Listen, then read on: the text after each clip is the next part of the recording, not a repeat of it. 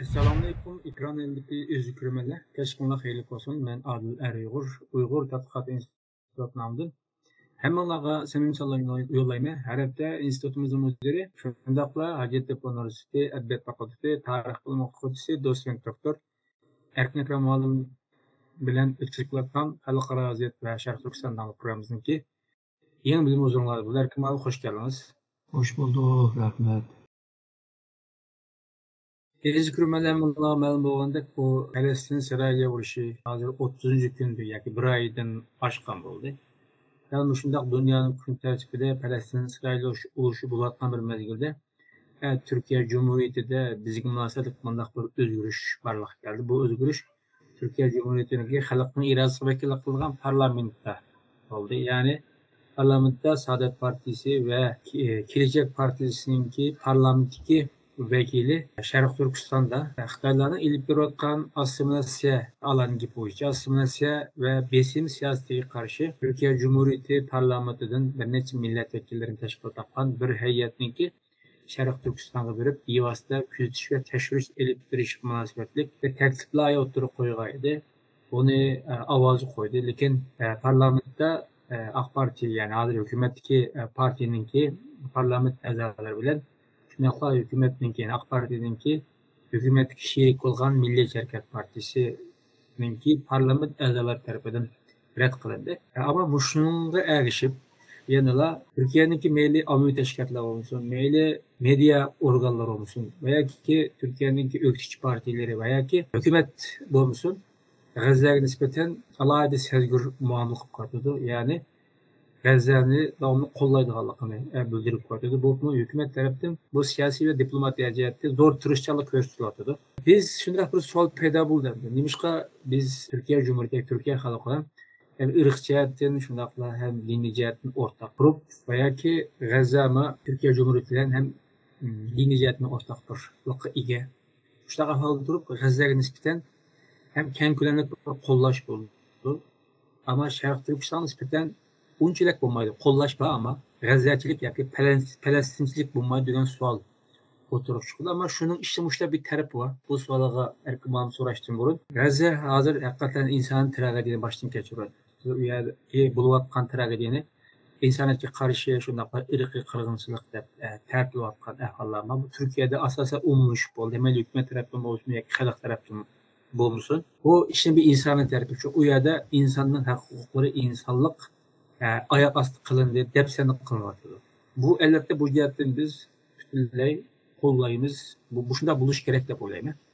Ama ishning yana bir tarafi bor, musulmonlik tarafi. Bunda bo'lganki, musulmonlik tarafini o'ylasakmi, biz Sharq Turkiston yoki Falastin o'rtasida hech qanday bir farq yo'q deb o'ylaymiz. Ama men biraz burun deb o'tgandek, ashta bir savolni so'ramay tug'il bo'lmaydi. Shu muallim sizcha Türkiye hükümetinde, hükümetten başlayalım, halktan keyinki sualga cevap veresiz. Hükümetten başlasak, ne için hükümet bizga münasebetlik kanun teklif layihasini red kıldı? Bu birinci qitim rad qilingan emas. Yani şu qitim bo'ldi. İşte ötkücü partiyalar işte o'xshash talabni o'tirib qo'yganda. Hatta bir inson haqlarini tekshirish o'mikni tashkillab Şərq Türkistan'da bir izleniş yoki tadqiq qilish degan vaqtida rad qilindi. Rad qilingan vaqtida sebebi şu Türkiye-Xitoy munosabati nozik bo'lg'achqa bu meseleni nazik qilib hal qilish lozim degandek javob berdi. Bu javob hamda nurg'un odamlarni qoyil qilolmaydi. Hiç bo'lmasa inson haqlari jihatdan, chunki inson haqlari bütün dünyanınki universal bir kıymet qarışı. Xitayninki belki farklıdır. Ama Türkiye'nin, G'arbning hammasi o'xshash. Türkiye'mi Birleşken Devletler Teşkilatı bu insan hakları bilan munosabatli nurg'un bu qonunlarga imzo qilgan devlet. Shuningga bu Türkiye'mi shunday qila oladi. Ama bu Türkiye'ninki şu G'arb devletlar bilan bo'lgan munosabatlarning zirikleşişi, Amerika bilan bo'lgan munosabatlarda bu bir-birisiga bo'lgan ishonchsizliklarninki ko'payishi, shuningga bu G'arb devletlarning bismligiga qarshi Sharq tarafdan dost izleş degandek aşında bir diplomasiyani o'rtaga qo'ygan bo'ldi.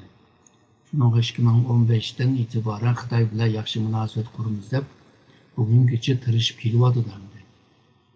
Bundan başqa hamda Xitoydan bir manfaat kelib qolarmidi deb bo'libmi shu iqtisodiy jihatdan bir mablag' selish degandek. Tijorat jihatdan Xitoy bozorini Türkiye'ye kengarak ichib berarmidi deb. Ondan başqa shu Xitoyninki Yeni İpek Yolu projesi bilan bu Türkiye'ninki O'rta koridor projesini birleştirip Türkiye Xitoydan yani şu projeden bir menfaat deganiki deydigan bir kutish var. Ama bu kutishlar amallaşmadi hozirgacha. Misalga şu Ürümçide yaşangan o qirg'inchilikdan keyin bir yıl bo'lmayla Türkiye Xitoy arasında bir münasebetini, iki devletninki münasebetini stratejik hamkorlik sherik devleti degan seviyege apagan.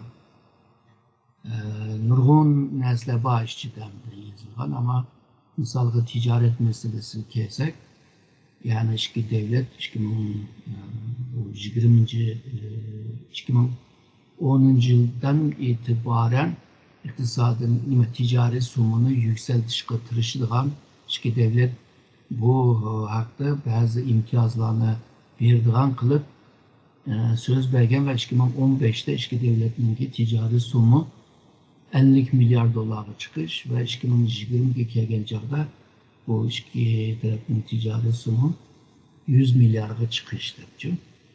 Ama buna hazır 2022 yılınki rakamı qaraydigan bolsak, iki devletninki ticari sumu şu 38-20 milyar dolar oldu. Bunun 34 milyarını Xitoy qazanıvadı, 4 milyardan azraqını Türkiye qazanıvadı.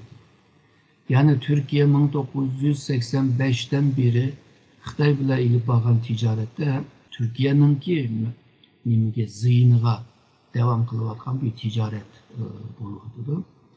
Bulupma şu 1998-99'lardan itibaren işte Xitoy 21'ni kazandılar. Yani Türkiye her yıl Türkiye'ye Xitoyga 20 milyar dolar kazandırıp biriyordu değil mi? Şununla bu nereden qaraydigan bolsak, Türkiye'nin Xitoydan kütüşleri, yani iki devletin arasında münasebetini esas kılacakta bir paydası bomba da çıkar. Hem de bu rayon karakterlik meselelerde hemkarlık kılalamdı ise bu oturuş şehir, Otur Asya, Balkan deniz bu yerdeki hemkarlık ortak bir hemkarlık yok. Halkara seviyede bir hemkarlık bulamdı desmi bu ama şu G20 yığınında Şanghay Hemkarlık Teşkilatı yığınında arlap bu BRICS yığınında bular görüşüp kaldı reisler. Ama şu sözlerden sözlerde ötküz ketken gepemdi.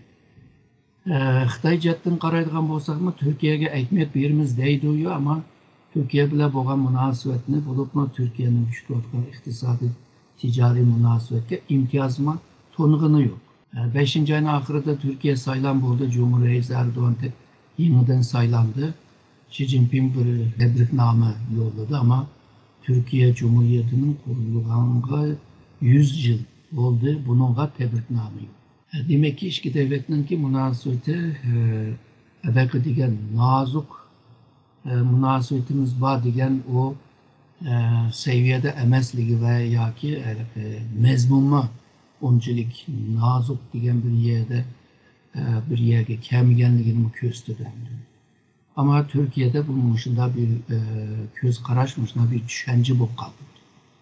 Şununla bu hakimiyetteki parti Xitoy bilan münasebetini yakınlaştırımız degan vaqtida onu qo'llagan bazı partilarni onunla egishib habersiz bergan misoldek shundoq Uyg'ur meselesinde ya qichib turdi yoki kelgan bunday taklifnomalarni rad qilyapti.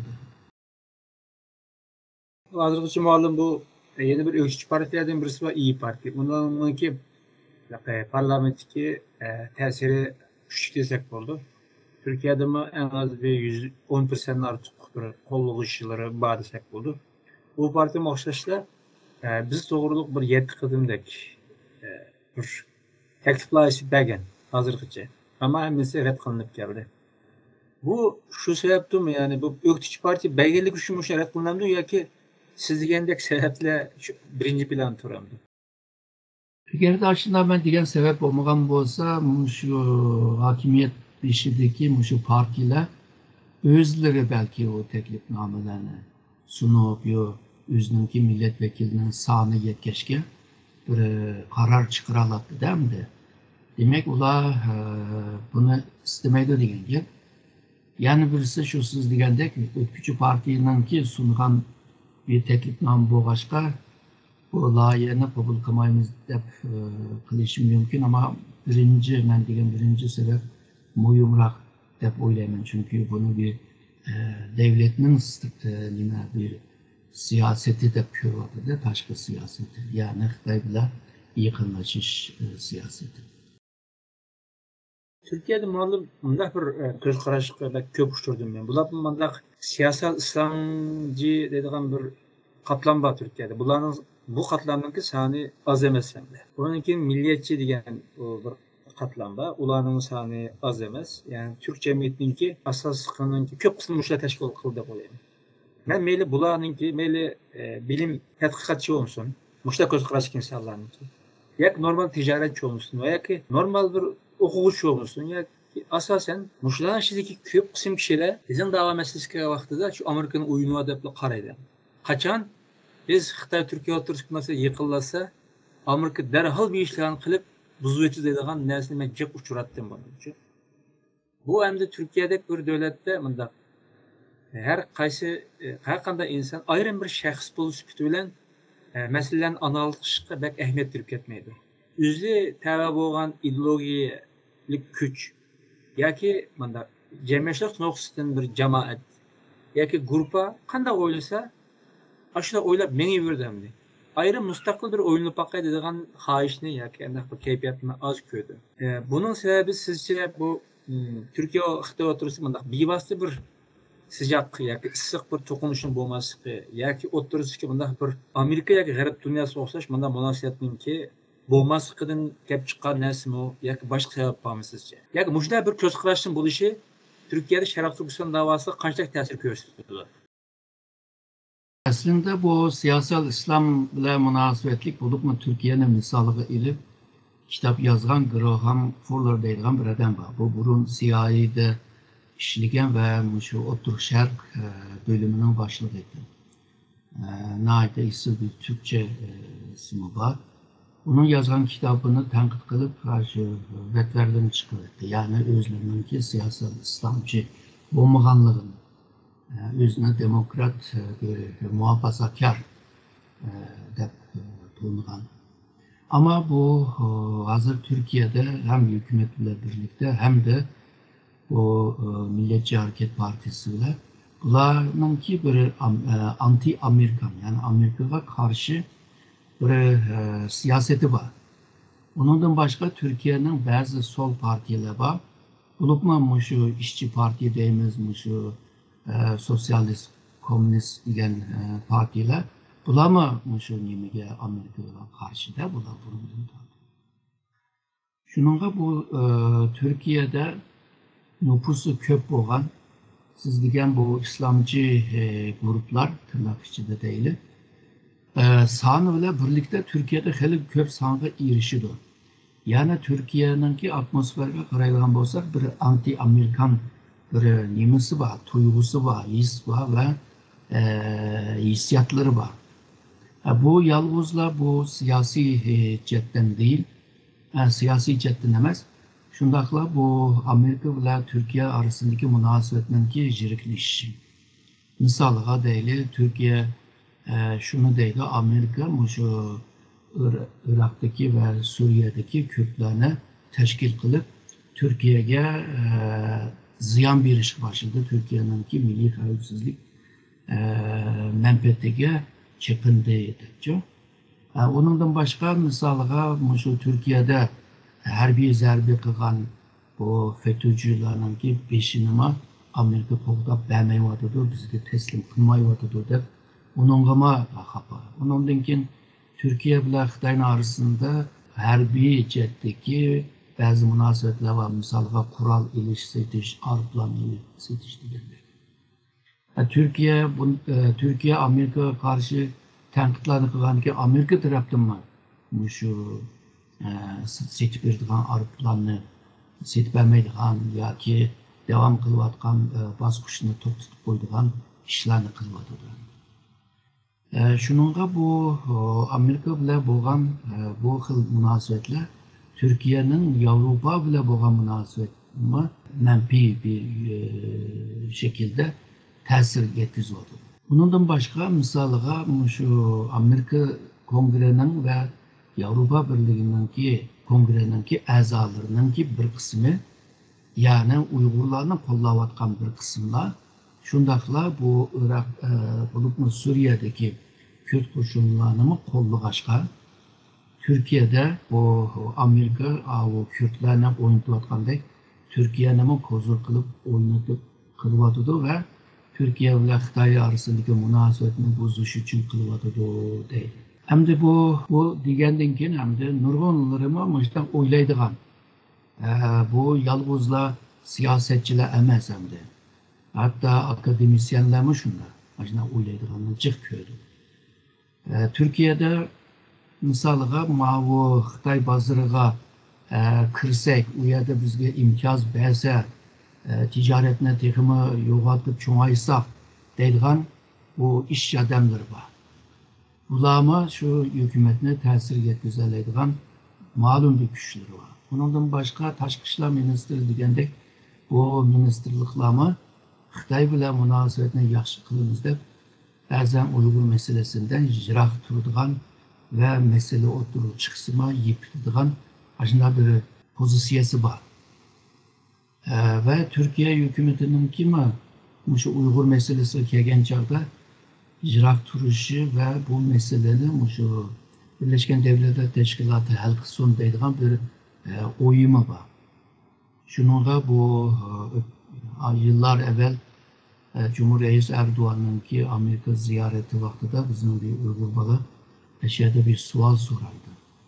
Uygur meselesini qanday qaraysiz degan vaqtida buni şu Birleşken Devletler Teşkilatı başçılığında bunu hal qilsa bo'ladi deb javob bergan. Undan başka misalga Türkiye şu Birleşken Devletler Teşkilatı'nınki bazı yig'inlarda Uygur meselesini tilga oladi hamda.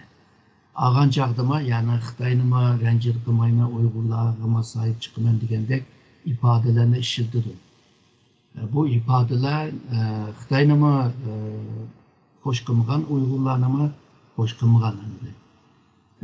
Shunday bir siyosatni ilib beryapti. Hamda ba'zi yerlarga kelgan chog'da shu Amerikaning o'yini degan vaqtida Sharq Turkistonda yaşanayotgan bu zulümga bo'lgan mas'uliyatdan qichish bo'lsa Amerika o'yin o'ynayotdi deydigan bir tushunchasi bo'lishi mumkin deyman. Yani neticede bu muştak buldu. Amerika'nın oyunu diyen ki ayadaki zulümünü kövmey turvaldıgan ahval buludu. Hem de Uygur meselesini qanday hal qilamiz degan vaqtida qiyin qolg'achqa bu Amerika'nın oyunu biz aralashmaymiz deb yani undan qutulgan bo'ladi. Shuningga bu yolg'izla Türkiye emas, bu bir qism Müslüman devletlerde maşında. Bu Amerika'nın oyunu edi. Amerika bu dünyaya tehi bunda tunulmazdan evvel Şark Türkistan meselesi vardı. Amerika mı bu Uygurlarını tehi bilmeydiğin vaxtıda mı Uygur meselesi vardı. Amerika'nın ki Uygurlarının bilişi 1943 Ürümçi'de konsolosluk kurgandan keyin. O mu şu Sovyetlerinin ki kılıklarına karşı u yerda bir diplomasi ve istihbarat faaliyetlerini qilish uchun u yerga bordi. Undan boshqa Sovyetlarninki atom bomba ishlab chiqarishning markazi Qozog'istonda bo'lg'achqa, uranni Qozog'istonda bo'lg'achqa, o'shani ta'qib qilish uchun u yerga borgan. Ammo bu 49'dan keyin u yerdan chiqib ketgandan keyin bek aralashib ketgani yo'q. Ya'ni biz eng baldur bilganim hamda 78'da bu Amerika'nınki akıl ambiri, yani think tanklarının biri Uygur hakkında bir doklat tayarlığını ve 91'de bir tayarlığını ve doklatda bu Türkistan'da bir vaka çıkıp kalsa Xitay hakimiyetini təvirləmdir, ya ki onun ziyan verələmdir degan niyetiyle tutdu. Ama netice bulmaydı. Yani Xitay'ını birini kılamaydı. Yani bu en baldur resmi Uygurlarla münasebetlik bazı beyanname 2001 11 Eylül 11 Sentebir'den ki 11 Sentebir'nin bir aydan keyin George Bush bu vaqtdagi prezidenti George Bush'ningki Xitoyning terörle kurash, terörle urushni bahona qilib turib, Uyg'urlarningki haqlarini çiğneyemeyse degandan boshlaydi. Ama angacha Uygur meselesi tarihten 100 yıl yaşap oldu, değil mi? Şununla bu Amerika bugün oynatkan mesele emas bu. Hem de bugünkü Uygur meselesi yalnızla Amerika'da emas. Avustralya'dan, Kanada'dan, Japonya'dan Avrupa Birliği hemmisinde toplat çıktı, hemmisinde bir Xitayni tanqid qilish hareketga qaytilgan devletler. Hem de bular hemisi G'arb shuni qilyotdi, biz Sharq shuni bozor qilib deydigan gaplarni chiqarish mumkin. Ama bence bu Amerika'nın oyunu devatkan vaqtida o'xshashlar u yerda bir zulm bağlılığını yüşermeslik lazım. Bununla sahip çıkış lazım. Çünkü Şark Türkistan Müslümanlarınki en şark zeminidir. Müslüman dünyası deydiğim olsa o dünyanın en şarkısı. Bu yer bütün Türk halkınınki ana vatanı. Bu yerini qo'g'dash vazifani yalnızla Şark Türkistanlıklar emas.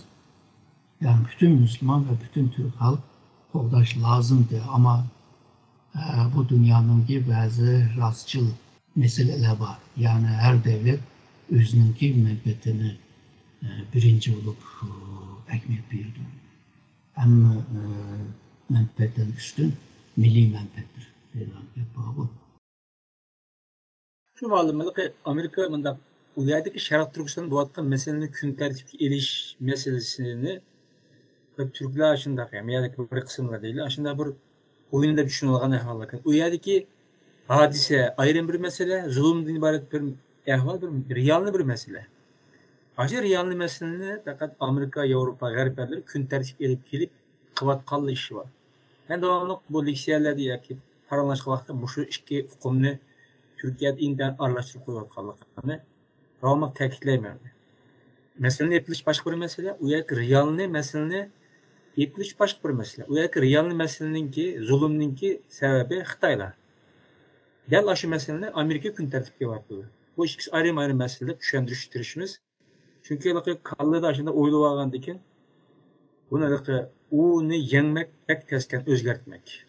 Ben ne hürmet kıldıkan şunda tadqiqatçı muallimlerim deyimiz yani unvan bek yukarı. Ulan aşındakla oyluğandikin bazıları amalsız kılıp kalırkensiz. Düşündürüştürme bir aram bu kılgan ya yitip kalırkensiz.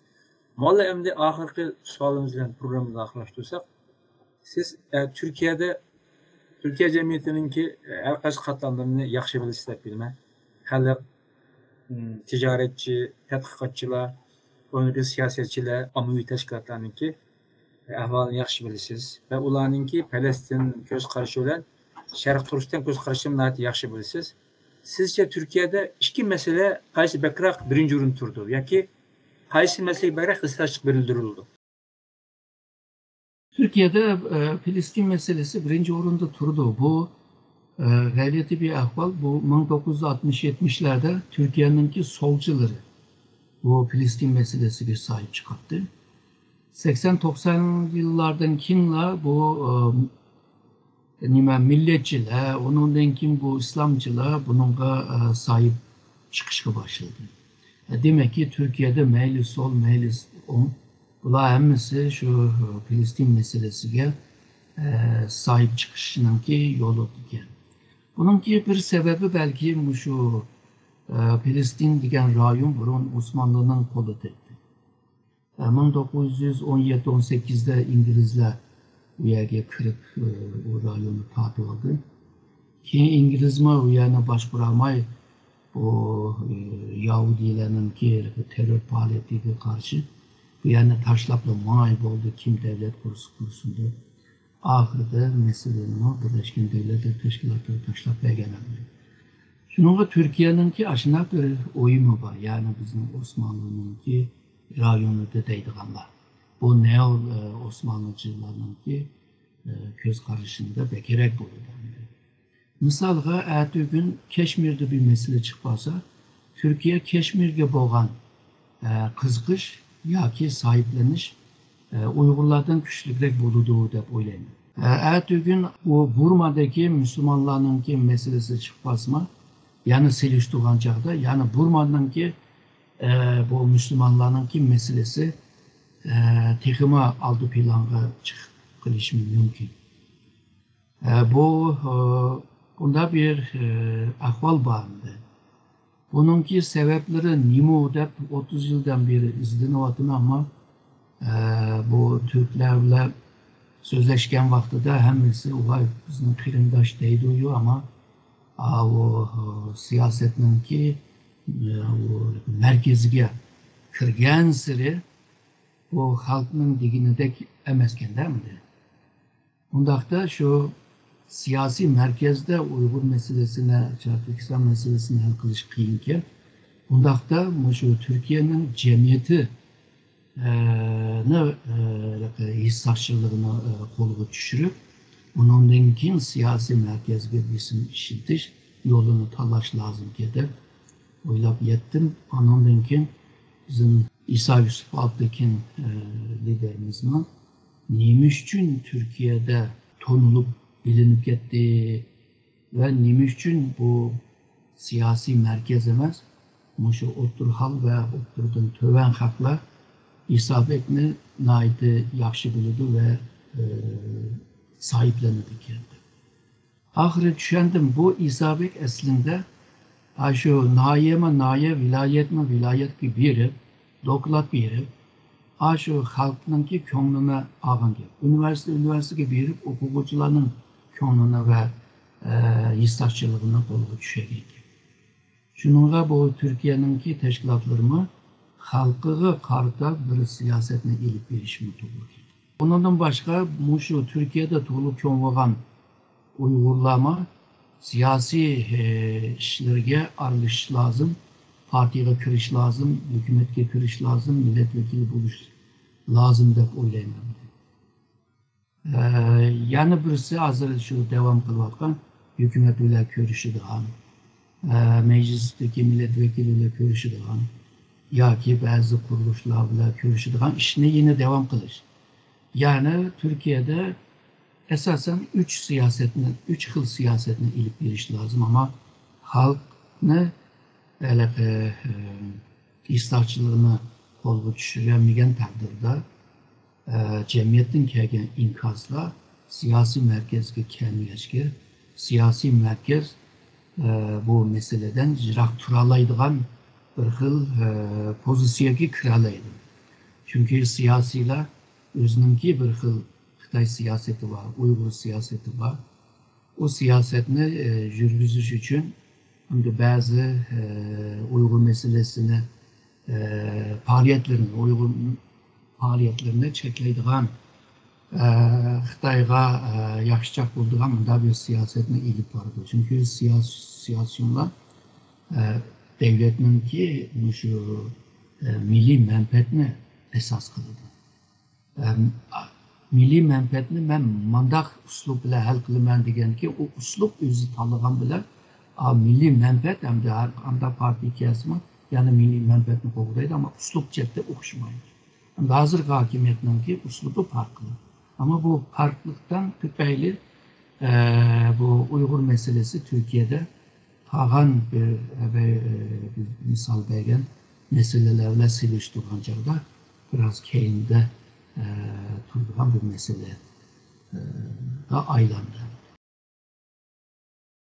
Hakikaten madem kürüp durat bizden de Palestin halkının kimi bu işgaliyetçiliğe karşı, yani özünki zulümge karşı erkinlikni qo'lga keltirish uchun qilayotgan kurashlarimiz oz emas ekan. Yani xalq jihatdan bo'lmasin yoki siyosiy jihatdan bo'lmasin yoki ruh jihatdan bo'lmasin, mayli yuqori seviyada bo'lsin, tuvan seviyada bo'lsin, to'xtab qolgan yeri yo'q kerak. Ma jihatdan endi biz o'rtaqlik tarbiya buni e'tirof qilsak bo'lmaydi. Chunki bu yerda bir zulm bor, ishg'oliyat bor. Shu masalaga masalan mana nuqtadan qaramasak, chunki bizga nisbatan zulümün özü bir adaletsizlik bizga nisbeten. Bu mazlumlara karşı biz sahip çıkımız da bu hakimiyetinki şu aramdı. Eğer de Filistin'de bir zulüm olsa, Arikan'da bir zulüm olsa, Uyak'ta bir zulüm olsa, Türkiye sahip çıkış lazım ama Şarkı Türkistan'da mı bir zulüm olgandan ki, ona mı sahip çıkış lazım? Yani okşaş lazım. Eğer de Filistinliklerin ya da başkalarınınki zulümü Müslümanınki bir tatvatkan bir zulüm olsa, Uygurlarının tatvatkan, Şarkı Türkistanlıkının tatvatkan zulüm emes de gördüğüm olsa, o vakti da doğru olmaydı. Doğru, yani bütün izlilgan Müslümanlığa, hatta bütün izlilgan insanlıkka karşı bir mesuliyeti buluş lazım. Bu ilgar insanlarınki bir nimesi değil mi? Bununla sahip olan vaxtda oxşaş qaraş lazım deb oylaymiz dedi. Aziz Kur'an'da biz bugünkü programımızda Türkiye'de Şarkı Türkistan meselesi, Palestin meselesininki Türk halk noktasından, yoki Türk cemiyet noktasından, yoki siyasi partiler noktasından qanday bir o'rinda ekanligini analiz qilishga erishdik. Erkin, sizga ko'p rahmat. Men rahmat aytaman.